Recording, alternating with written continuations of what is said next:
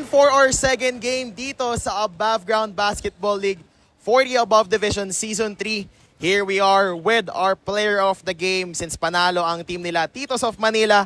Kasama natin dito 15 points, 3 rebounds, 3 assists, Sir Chris Mondano. Kamusta naman, sir? How do you feel after that game? Last game, talo kayo. Ngayon, nakabawi kayo. How do you feel about your game and syempre, your teams? Siyempre, masaya, nakaisa na kami. Saka, tinake advantage namin yung kulang yung kalaban eh. Kaya sabi ko sa player ko, sige takbo-takbo lang tayo kasi konti lang sila.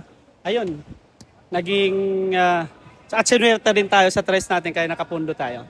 And so, matanong ko lang kayo, sir, what's your game plan earlier kanina nung papasok kayo sa laro? And syempre, nakita nyo, MDR, mga kalaban nyo ngayon since heavyweight sila. Ano yung naging game plan nyo kanina before that game?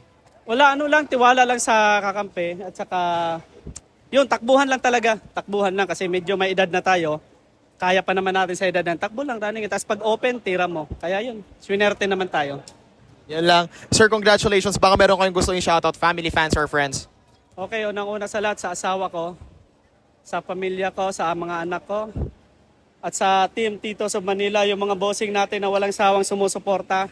Yan, si Boss Donald, ito si Boss Degout, Ravena, Boss Kai, Tribor, at saka mga teammate namin, yung walang sawang nagsuporta sa Titos. Yan lang. Ayun, again, sir, congratulations. Congratulations din, Team Titos of Manila on that first win. We will see you next game. Again, this is your Above Ground Basketball League 40 Above Division Season 3. See you again next time. God bless and peace out.